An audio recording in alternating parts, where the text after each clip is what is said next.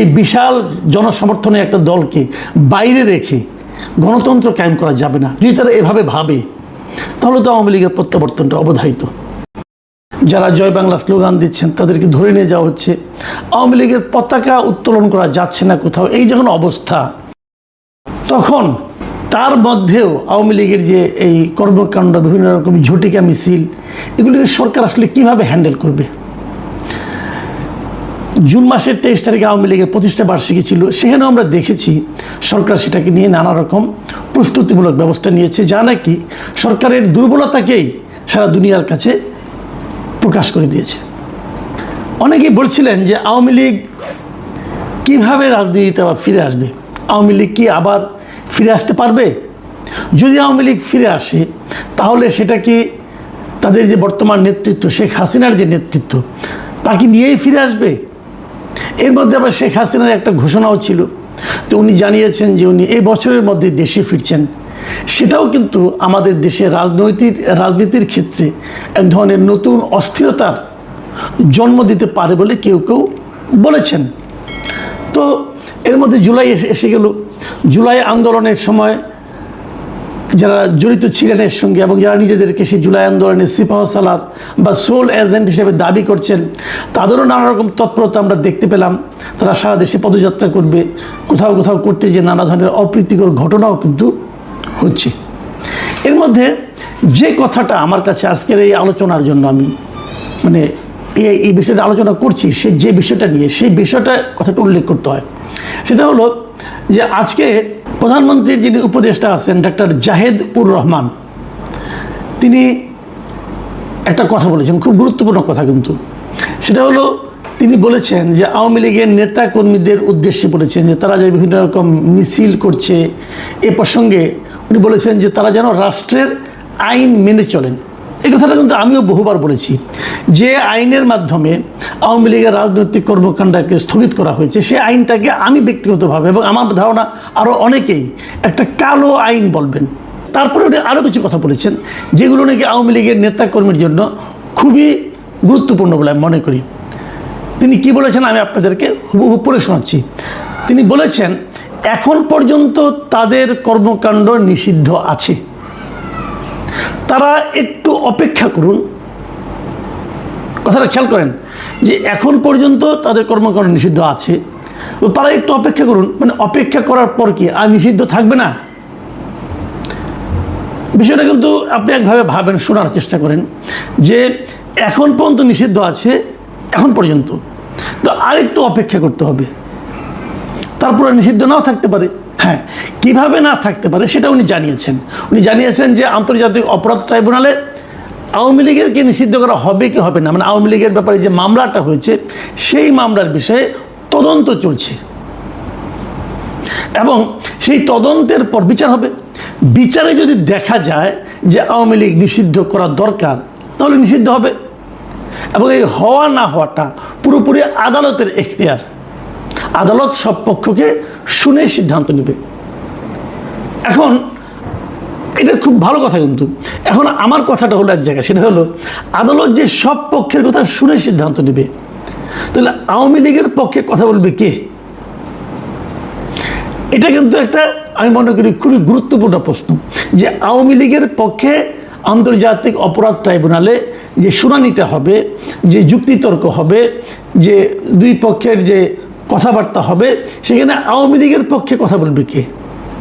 বিএনপির কোনো উকিল, অথবা জামাতের কোনো উকিল, নাকি এনসিপির কোনো উকিল?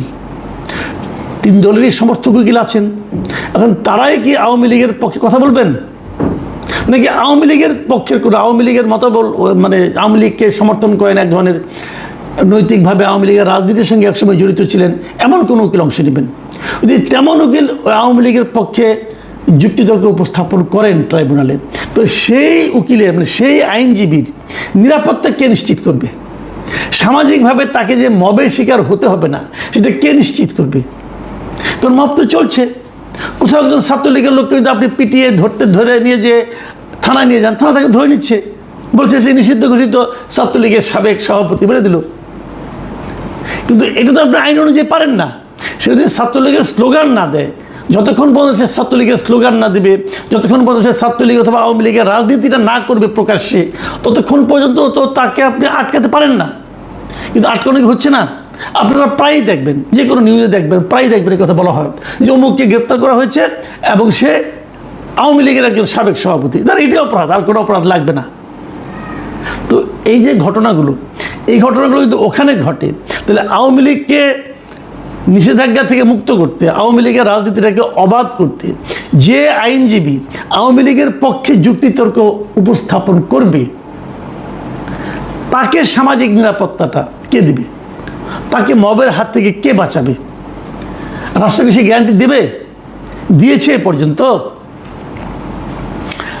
আইনজীবীদের দেখেন, একটা জিনিস দেখেন আপনারা, একটা লোক আওয়ামী লীগ করেন না, সে আওয়ামী লীগের কোনো পদে নেই, কিন্তু সে হয়তো আইনজীবী, সে আইনজীবী যাকে নাকি আওয়ামী সমর্থক আইনজীবী বলা যেতে পারে। মানে একসময় তারা আওয়ামী লীগের যে প্যানেল ছিল, সেই প্যানেলে মানে আওয়ামী লীগের সমর্থক যে আইনজীবী সমিতি ছিল, হয়তো তাদের মেম্বার ছিল অথবা তাদের সমর্থক ছিল। এই অপরাধে আইনজীবীরাই, বিএনপি এবং জামাতের আইনজীবীরা ওনাদেরকে নির্বাচন পর্যন্ত করতে দেয় নাই, সুপ্রিম কোর্ট বারেও দেয় নাই, বিভিন্ন জেলা বারেও দেয়নি। তো ওনারা তো আইন বুঝেন, ওনারা তো আইন মানেন। ওনারা যখন ওদের ব্যাপারে এরকম আচরণ করেছেন, তাহলে সে তাদের ব্যাপারে আপনার যখন নাকি মূল দল নিয়ে আলোচনা হবে, তখন কী অবস্থাটা ধারণ করবে? এর ব্যাখ্যাটা কি? এটা আমি মনে করি একটা গুরুত্বপূর্ণ বিষয়। এখন আমরা জেনেছি এর মধ্যে যে আন্তর্জাতিক অপরাধ ট্রাইব্যুনালের যিনি চিফ প্রসিকিউটর আছেন, তিনি জানিয়েছেন যে আওয়ামী লীগের নিষিদ্ধ করার ব্যাপারে, কার্যক্রম নিষিদ্ধের বিষয়ে অলরেডি তদন্ত, ট্রাইব্যুনালে যে তদন্ত সংস্থা আছে তারা তদন্ত করছে। এখন সেই তদন্ত করে তারা কি পাবে না পাবে সেটা তারা ট্রাইব্যুনালকে জানাবে এবং তার উপর ভিত্তি করে এই মামলা চলবে। একটা জরুরি প্রশ্ন, সেটা হলো এই মামলা কতদিন চলবে? দেখুন, কতদিন চলবে এই জিনিসটা জরুরি এ কারণে যে যদি মনে করেন এটা 3 বছর চলে, তো বলা হয়েছে যে যতদিন মামলা চলবে ততদিন আওয়ামী লীগ কোনো রাজনৈতিক কর্মকাণ্ড করতে পারবে না। তো আওয়ামী লীগের নেতাকর্মীরা কি অতটুকু ধৈর্য ধারণ করবে? যেভাবে জাহিদুর রহমান বলছেন একটু অপেক্ষা করেন, সেই একটুটা কি 3 বছর নাকি 4 বছর? এই একটু অপেক্ষাটার মানে আপনার স্থায়িত্ব কতদিন? যদি 3 বছর হয় তাহলে সেটাকে আর একটু বলা যাবে? এখন জাহিদ সাহেব যখন বলেন একটু অপেক্ষা করেন, তখন আমি ধারণা করি হয়তো সেই জিনিসটা দ্রুতই হবে। এবং আমার যেমন সব মিলিয়ে কেন যেন মনে হয় যে বোধহয় এই জিনিসটা একটু দ্রুতই হবে। কেন মনে হয় সেটাও বলি। যেমন ধরুন, সরকারের অ্যাটিচিউডটা কিন্তু আমি একটু একটু টের পাচ্ছি। এটা জাহিদুর রহমান সাহেবের কথায় যেমন টের পেলাম, 2 দিন আগে আমরা দেখেছি যে স্বরাষ্ট্রমন্ত্রী তিনিও কিন্তু এ সংক্রান্ত একটা বক্তব্য দিয়েছেন।